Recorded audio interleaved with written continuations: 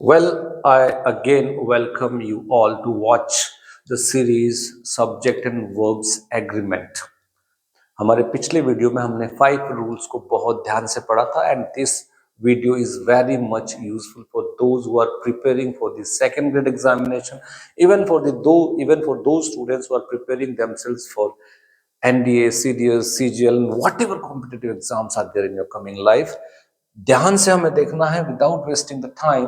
हमने हमारे पिछले वीडियो में 5 रूल्स पढ़े थे सब्जेक्ट और वर्ब के एग्रीमेंट पर। सब्जेक्ट और वर्ब का एग्रीमेंट का मतलब क्या होता है? जब भी हम कोई सेंटेंस लिखते हैं उस सेंटेंस में सब्जेक्ट अपने वर्ब के साथ में एग्री होना बहुत जरूरी है। मतलब ये होता है कि यदि हमने कोई सेंटेंस लिखा और उस सेंटेंस को लिखने के बाद में हमें ये ध्यान रखना होता है यदि सब्जेक्ट सिंगुलर है तो उसके साथ में जो वर्ब आ रही है वो भी सिंगुलर होनी चाहिए। यदि सब्जेक्ट प्लूरल है तो उसी सेंटेंस में जो फाइनाइट वर्ब है उसे प्लूरल लगाना बहुत जरूरी है, तभी सेंटेंस को सही माना जाता है। इसका मतलब ये हुआ कि यदि सब्जेक्ट जो है वो अपनी वर्ब के साथ में एग्री होना चाहिए। सिर्फ नंबर के हिसाब से नहीं, जेंडर के हिसाब से भी होना चाहिए। सिर्फ नंबर के हिसाब से ही नहीं, जेंडर के हिसाब से भी होना बहुत जरूरी है। और सब्जेक्ट होता कौन है? जरूरी नहीं है कि नाउन ही सब्जेक्ट हो, कई बार प्रोनाउन भी सब्जेक्ट का काम कर देते हैं। कई बार हम जिरंड्स और पार्टिसिपल को साथ में लेकर इन्फिनेटिव को भी हम सब्जेक्ट के रूप में इस्तेमाल कर लेते हैं। तो ऐसे समय पर हमें थोड़ा सा ध्यान देकर सेंटेंस को समझना होना बहुत जरूरी होता है कि यार जब मैं कोई सेंटेंस लिखूं तो मुझे ये तो पता है कि यदि सब्जेक्ट सिंगुलर है तो वर्ब भी सिंगुलर आएगा, लेकिन कब पता चले मुझे कि सब्जेक्ट सिंगुलर है और सब्जेक्ट प्लूरल है? कई बार ऐसी स्थिति आ जाती है कि हमें सब्जेक्ट सिंगुलर दिख रहा होता है पर होता प्लूरल है। कोई जरूरी थोड़ी ना कि सब्जेक्ट एक ही शब्द का होता है, सब्जेक्ट तो ग्रुप ऑफ वर्ड्स भी हो सकता है। कई बार एक पूरा का पूरा क्लॉज सब्जेक्ट का काम कर जाता है। तो हमें वही चीज सीखनी है। आज हम हमारे 6th रूल पे चल रहे हैं और ये सब्जेक्ट वर्ब एग्रीमेंट का 2nd लेक्चर है। Let us move into it. तो यहां पे लिखा हुआ है conjunctions like neither nor, either और या फिर और। In such case the noun placed after decides the verb of that sentence. कई बार क्या होता है, कंजंक्शंस का काम क्या होता है हमें पता है। कंजंक्शंस का काम क्या होता है? दो शब्दों को जोड़ना, दो इक्वल रैंक के क्लॉजेस को जोड़ना। दो नाउन्स को जोड़ते हैं, दो शब्दों को जोड़ते हैं। यहां पर ये जो कंजंक्शंस हैं ये क्लॉजेस को नहीं जोड़ रहे हैं, ये सब्जेक्ट के अंदर दो नाउन का जब इस्तेमाल होता है उस समय पर उन दो नाउन्स को जोड़ने का काम करते हैं। Neither teacher nor students, neither teacher, neither यहां पे मैं लगा देता neither the teacher nor the students. अब देखिए यहां पर ये बोल रहा है कि यदि नाइदर और नोर से हम दो नाउन्स को जोड़ते हैं और जो इन कंजंक्शन को हम कोरिलेटिव कंजंक्शंस बोलते हैं। क्या बोलते हैं? कोरिलेटिव कंजंक्शंस, यानी कि ये क्या है, कॉम्बिनेशन में आते हैं, इन्हें हम कोरिलेटिव कंजंक्शंस के नाम से पहचानते हैं। तो नॉर के बाद में जो नाउन आता है, पहले नहीं, नॉर के बाद में जो नाउन आता है उसके बाद में जो नाउन आ रहा है वो सिंगुलर है तो सिंगुलर वर्ब लगाना है, प्लूरल है तो प्लूरल वर्ब लगाना है। यहां पर देखिए neither the teacher nor the students.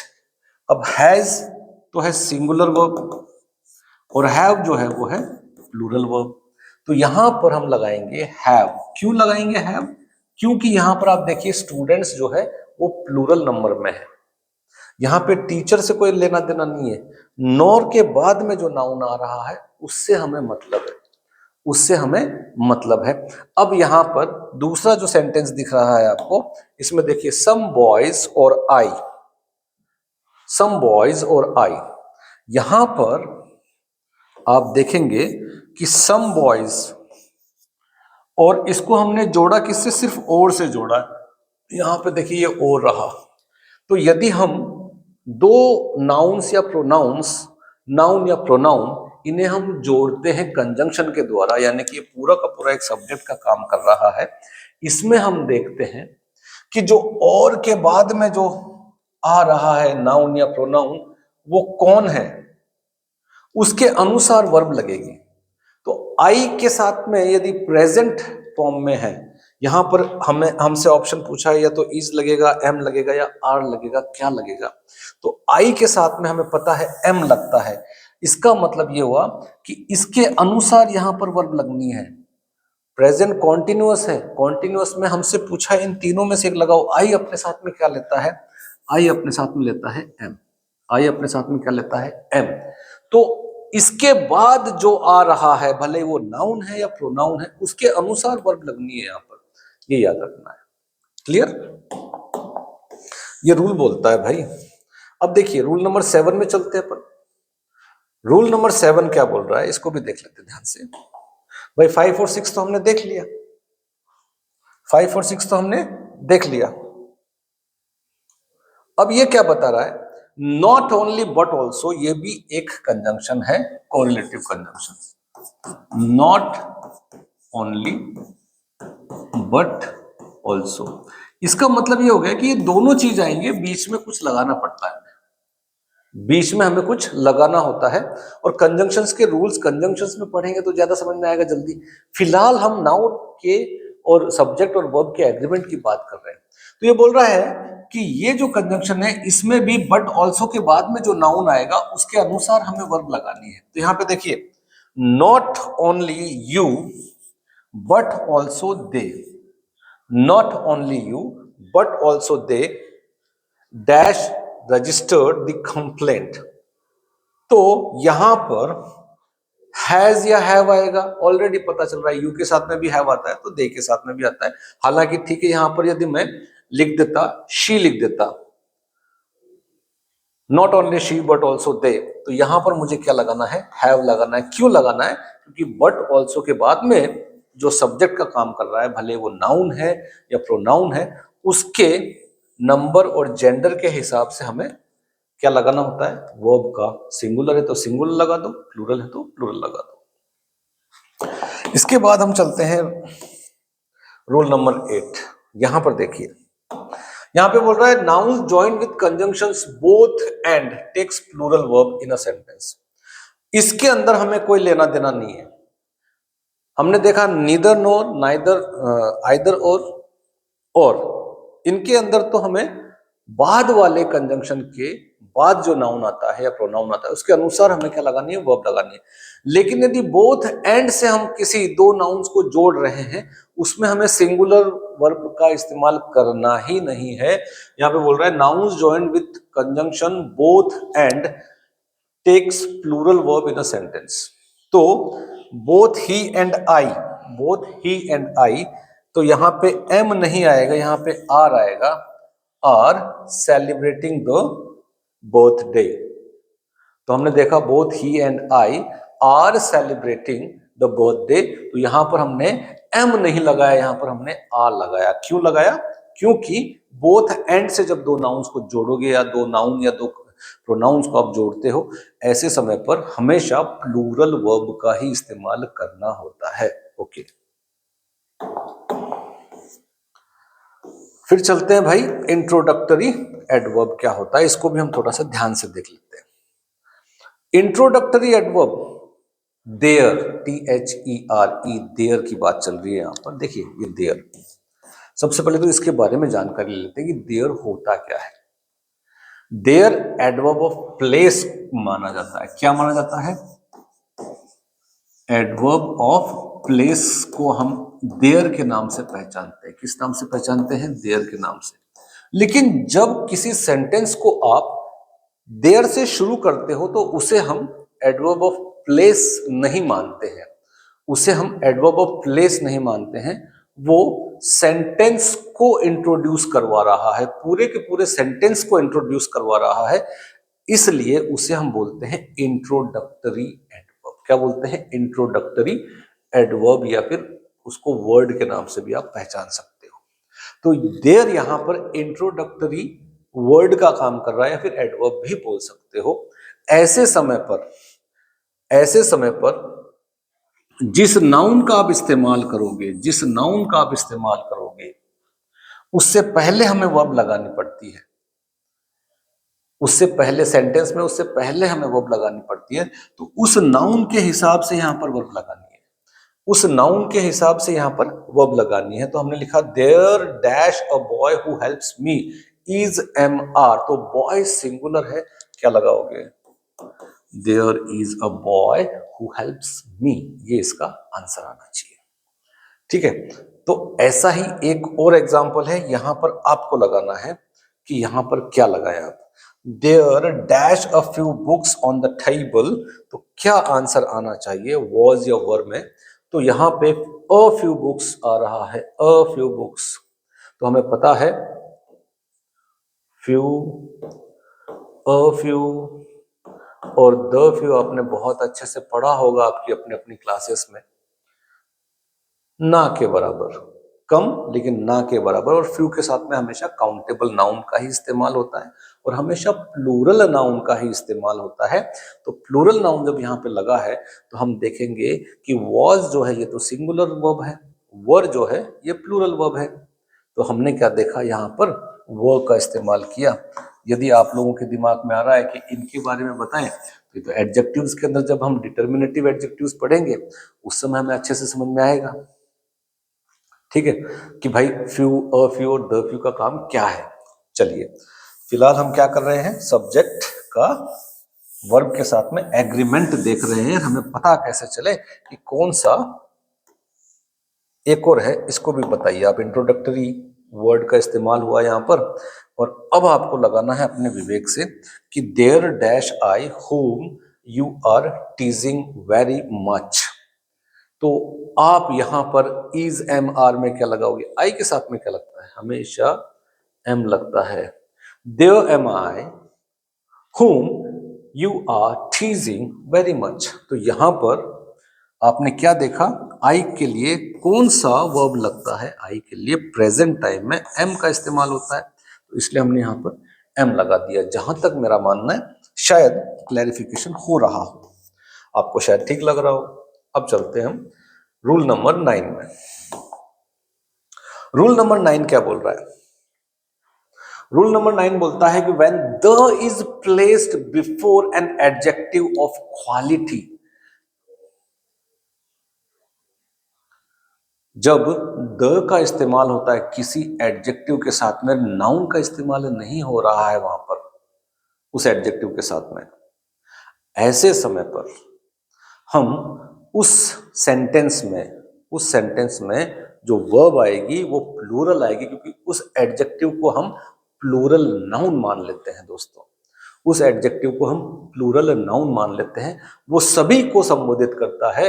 Is considered as plural noun for whole species like the poor का मतलब हो गया means all who are poor, वो सभी जो गरीब हैं, वो सभी जो गरीब लोग हैं हो, ठीक है, उनके लिए हम इसका इस्तेमाल करेंगे। तो द रिच का मतलब क्या हो गया? वो सारे लोग जो अमीर हैं, ये उसे संबोधित कर रहा है। ऐसे समय पर यहां पर जो वर्ब आएगी वो प्लूरल नंबर में आएगी, क्योंकि रिच से पहले आपने क्या देखा, आर्टिकल द का इस्तेमाल हुआ है, वो भी डेफिनाइट आर्टिकल। इसका मतलब हमसे हैव या हैज में से क्या लगाना पड़ेगा? यहां पर हम लगाएंगे हैज। क्या लगाएंगे? हैज लगाएंगे दोस्तों। क्या लगाएंगे? हैज। ये इसका आंसर आना चाहिए। अब इसे आप देखिए, the honest dash respected everywhere. तो इज एम आर में क्या आएगा? ऑनेस्ट, सभी ऑनेस्ट लोग। तो सीधी बात है, आर का इस्तेमाल कर देना है। इस तरीके से हम सब्जेक्ट और वर्ब के एग्रीमेंट को आसानी से समझ सकते हैं। ग्रामर यही बोलती है। कुछ चीजें हमें पढ़ना बहुत जरूरी होता है। ये बहुत काम की चीज बता रहा हूं मैं आपको। ये देखिए कंजंक्शंस हैं। कंजंक्शंस का रोल सब्जेक्ट में बहुत आ रहा है। शुरू से देख रहे हैं जितने भी रूल्स बन रहे हैं उसमें कंजंक्शंस, एडवर्ब्स, प्रोनाउंस का ज्यादा इस्तेमाल हो रहा है। तो उसे, उनको यदि आपने ध्यान से पढ़ा है, पार्ट्स ऑफ स्पीच में यदि आपने noun, pronoun, adjective, adverb, conjunctions, इनको यदि आपने ध्यान से पढ़ लिया तो हमें बड़ी ही आसानी हो जाती है सब्जेक्ट और वर्ब के एग्रीमेंट को समझने में। हम क्या सोचते हैं कि सब्जेक्ट वर्ब का एग्रीमेंट समझा दिया जाए, हम उसको याद कर लें और बड़े आसानी से हो सकता है। तो उसके लिए यदि आप चाहते हैं तो आप पार्ट्स ऑफ स्पीच को बड़ा डीपली पढ़ लें। Conjunctions like as well as, besides, with, together with, along with. तो ये देखिए यहां पे as well as, besides, with, together with, along with, इनके साथ में यदि हम नाउन्स को यूज करते हैं सब्जेक्ट में, इनको हम सब्जेक्ट के साथ में यूज कर रहे हैं, जोड़ने का काम कर रहे हैं। तो एज वेल एज का मतलब क्या होगा? साथ में, साथ ही। एज वेल एज का मतलब साथ ही। तो ये बोल रहा है in such case noun placed earlier decides the verb of a sentence। इसमें यहां पे देखिए टुगेदर विथ का इस्तेमाल किया हमने और हिज फ्रेंड्स, यहां पे दो नाउन का इस्तेमाल हुआ, एक तो ये हो गया, एक ये हो गया। इन दोनों को हमने किससे जोड़ा? कंजंक्शन से जोड़ा। इन दोनों को हमने किससे जोड़ा? कंजंक्शन से जोड़ा। और क्या है वो? Together with. तो ये जो टुगेदर विथ का मतलब क्या हो गया? साथ में। तो जो पहले नाउन इस्तेमाल होगा उसके अनुसार यहां पर वर्ब लगेगी। यदि इनसे पहले जो नाउन है वो सिंगुलर है तो आपको यहां पे सिंगुलर वर्ब लगानी है। यदि यहां पर प्लूरल नाउन है तो यहां पर प्लूरल वर्ब लगानी है। तो Raju together with his friends, इन तीनों में से हमसे पूछा है तो क्या लगाएंगे? Is coming to visit our campus. इसको कुछ ऐसे लिखना ही पड़ेगा। अब यहां पर हमसे गलती हो जाती है, हम समझ नहीं पाते हैं कि यार यहाँ पर जो सब्जेक्ट है वो प्लूरल है या सिंगुलर है। इसलिए सब्जेक्ट और वर्ब के एग्रीमेंट के कुछ रूल्स एंड रेगुलेशंस हैं। यदि हम उनको एक बार देख ले तो हमसे मिस्टेक्स कम होने लगती है, गलतियां नहीं होती। एक तो हमें बहुत ही परफेक्ट नॉलेज है लैंग्वेज का, तो हमसे मिस्टेक्स नहीं होगी, वो हमारे रेटोरिक एंड लॉजिक काम कर जाता है वहां पर। लेकिन यदि हम ग्रामर को पढ़ लेते हैं तो बहुत काम आता है। ऐसे ही they as well as Avinash dash completed the reading. तो अब आप एज वेल एज का इस्तेमाल हुआ, दे एज वेल एज, साथ ही अविनाश कंप्लीटेड द रीडिंग। तो अब यहां पर आप हैज लगाओगे या हैव लगाओगे तो दे किसके लिए इस्तेमाल होता है? प्लूरल नाउन के लिए। हम यहां पर हैव का इस्तेमाल करेंगे। किसका इस्तेमाल करेंगे? हैव का। क्यों करेंगे? क्योंकि इस कंजंक्शन से पहले हमने देखा कि प्लूरल सब्जेक्ट का इस्तेमाल हुआ है, भले वो प्रोनाउन है भले वो नाउन, इसलिए हमने यहां पे क्या लगा दिया? हैव लगा दिया। और भी है। ओके, तो फ्रेंड्स ये 5 जो रूल्स आज हमने पढ़ा था, ये सेकंड हमारा लेक्चर था सब्जेक्ट एंड वर्ब के एग्रीमेंट का। एक लॉन्ग डिस्टेंस लेने से अच्छा है कि हम 20 या 30 मिनट्स का एक वीडियो पढ़े। उसमें यदि हम इनको सीरियसली देख लें एक बार तो हमसे कभी गलती नहीं हो सकती। मैं आशा करता हूं आपको ये वीडियो शायद पसंद आया है सब्जेक्ट एंड वर्ब के एग्रीमेंट में। अगले लेक्चर में फिर मिलते हैं जल्दी ही सब्जेक्ट एंड वर्ब के एग्रीमेंट के साथ। ये आपके बहुत काम आने वाली चीजें हैं, यदि काम आ रही है तो पढ़िए आप। थैंक यू, जय हिंद।